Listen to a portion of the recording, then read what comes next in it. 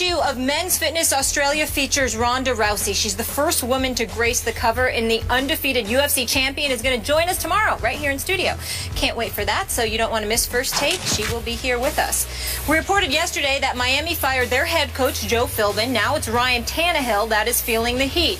According to multiple reports, Philbin told the Dolphins practice squad players to go easy on Tannehill so the quarterback could get some of his confidence back. Reportedly, Tannehill was throwing so many interceptions in practice that he was frustrated to the point where he would talk trash to certain practice squad players. After they would pick him off, quote, listen to this, enjoy your practice squad paycheck, enjoy your practice squad trophy. If that is true, just wow. Stephen A., your reaction? The operative word is, the operative sentence rather is, if that is true. Because we don't know. Yep. If that is true, Tannehill has lost his team. Because that is as low class as it gets.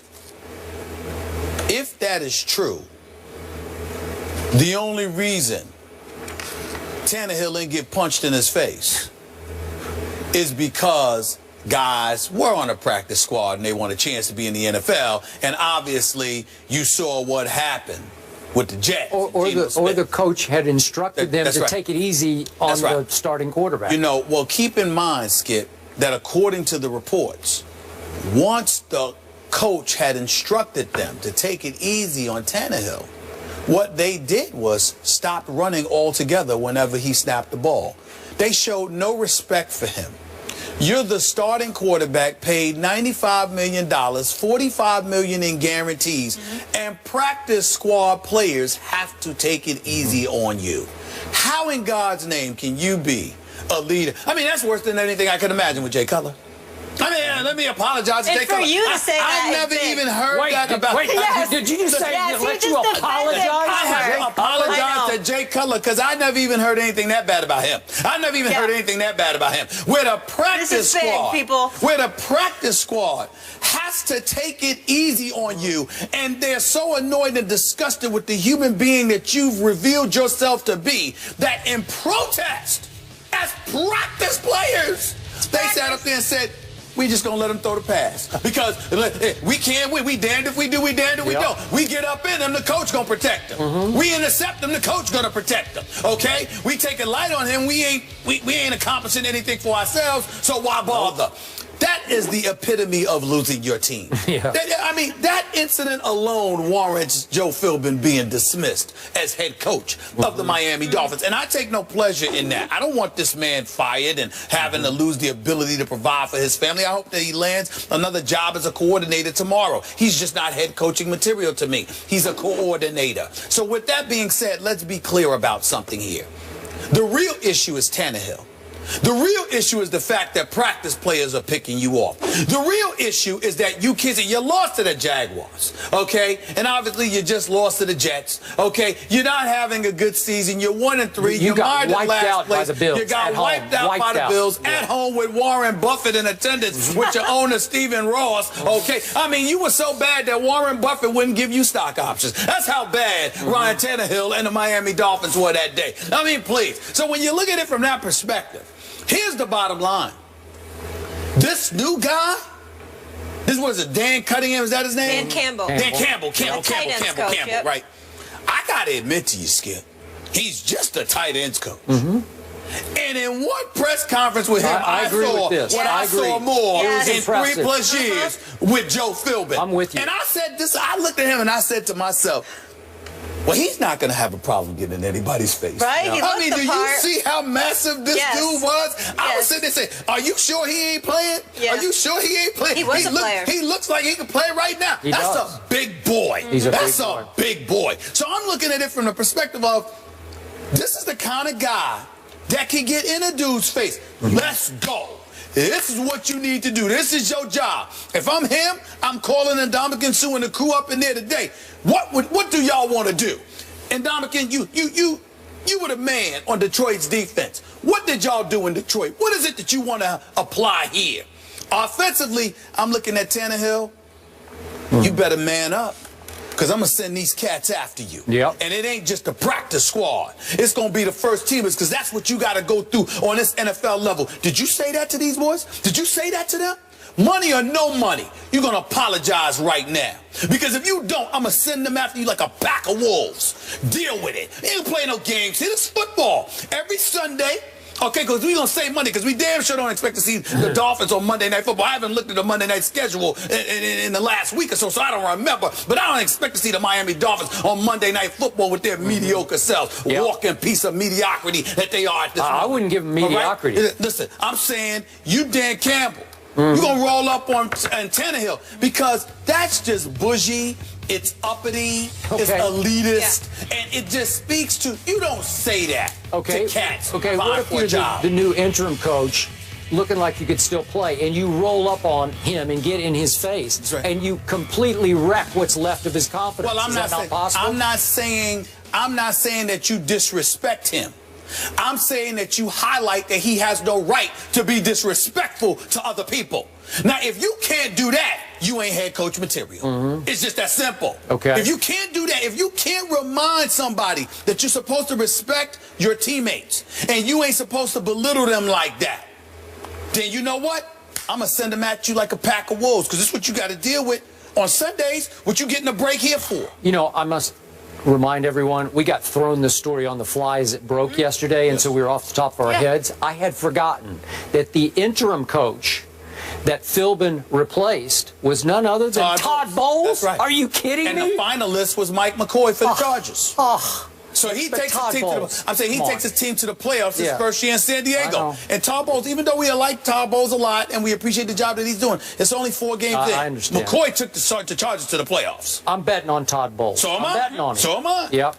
Okay, so back to the story. Look, I don't want to beat this to death. I've been on record before Tannehill's draft. I just never loved him for exactly this reason.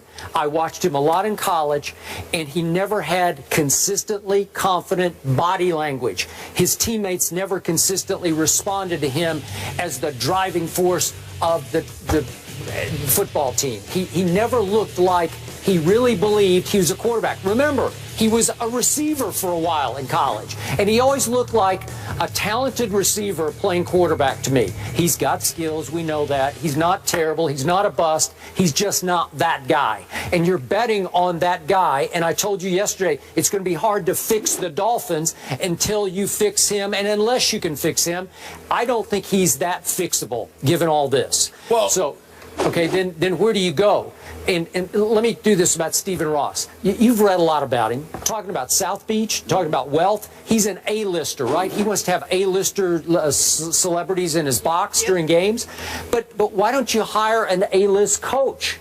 Because how do you pick Joe Philbin, the offensive coordinator at Green Bay, who didn't even call plays? How do you do that? Because he's a nice guy, because he's impressive when you talk to him, because he comes across as a guy I could get along with? Why wouldn't he supposedly flirted with Harbaugh? I don't know what went on. He denied it, but whatever. But why don't you go get a big guy? You could go get, you can afford it, you know, go get a big guy, some big name. I don't know who it would be, but start over with somebody who will turn everybody's heads in South Beach, because it's hard to turn heads in South Beach because there's a lot of distractions, as you always point out, right? Yeah. Okay, all right, well, that's what I'm saying. So, Joe Philbin, are you kidding me? Stephen Ross hired Joe Philbin? I ain't gonna lie to you. Those one of those rare cases where looks ain't deceiving at all. What you saw was what you got, to be honest with you, with Joe Philbin. Let's just call it what it is. I'll leave it at that. What I will tell you is that I look at a guy like Dan Campbell. He looks like a football guy. The press conference was so telling, too. Well, I mean, he looks like a football guy, and he's going to tell you what needs to be done. Let's give him a chance and see what he does. But clearly, Philbin wasn't the guy. And when you look at a guy like Tannehill, here's the reality. He's only completing 56% of his passes. Now, they don't have much of a running game. That's the bottom line. They got the worst one of the worst running games in football. There's no question about that. They got the 30th ranked offense. He's been sacked 10 times. We ain't even counting how many times he's been hit. So when we look at it from that perspective, when you hear this kind of stuff, you literally have to wonder. You're not just playing for the coach and for the team and for yourselves. You're also playing to help the quarterback. And when you have an internal, subtle desire to see the quarterback fall flat on his face, that doesn't help your franchise. Nope. So somebody has to address, if there is any truth to this report, somebody has to confront Tannehill. And that has to be addressed. Those are the two things. Tannehill has to be addressed, and the defense, I don't mean literally, of course, but figuratively speaking, the defense has to be handed over to Ndamukong Suh, who does have a rep that he brought from Detroit. Can you get in Suh's face if you're Campbell? Well, I wouldn't go that far because it is Ndamukong Suh. That is a massive. You can talk to him. I don't even know. You can talk to him, but you can ask. You know what I'm saying? And he's not the kind of dude you can tell. That's a massive boy. But what you can do is say this. You know, when you were in Detroit, y'all had a top-rated defense. Tell me what you did. Tell me what you think, based on our personnel, we should do. And you know what I do? At least the first week, I'd listen to Ndamukong Suh. Whoever's running the defense, come here. Listen to this dude right here. What you say? The mayor down there. What you say? I am the He's got the key to the city. I got the key to the city. But what I'm saying to you is this. That's what you need to do with Ndamukong Suh. Come here. Okay. You need to listen to him. Whatever he say, just try it. Just try. Let's appease the big boy, because when he ain't right, what is right? You don't want. It's one thing for him to be mad against opponents. For him to be mad internally, that makes life very, very difficult. Because what you gonna do about him? You can't get security to do anything about the Ndamukong Suh. Nope. No, you just, hey, what's wrong with trying? What you need? Do you need anything in Ndamukong? Can I get you a cup of coffee? Do you like Starbucks? You want a vanilla latte, small or large? What do you want? I don't know if I go that far. What can I do for you? That's what I would be doing with Ndamukong Suh. The three key words, though, which you mentioned, if it's true. Monday, December 14th, guys, they are on Monday Night Football. Really? Giants come to town. Really? I wouldn't mind being in that one. Cakewalk for the Giants. Would you guys want to go on the road for that? You know what? Nice. I might go. You know, Ray Lewis, Trent Dilfer, Steve Young, they have invited me. The South Beach, Monday Night Football. That don't sound like a bad option. I'm just saying. It might happen. I like it right here in the studio. Okay. I'll stay here by myself. No. I don't want to see a Giants cakewalk. Come on. Somebody get this. I think he's trying to jinx them. That's a whole other story. Win 7 in a row. Stop saying it. Now I'm getting nervous about it. But we stay in New York up next. The Yankees are in the World Series push, but CC Sabathia will leave the team and address personal matters. We'll discuss that. We're back in a moment.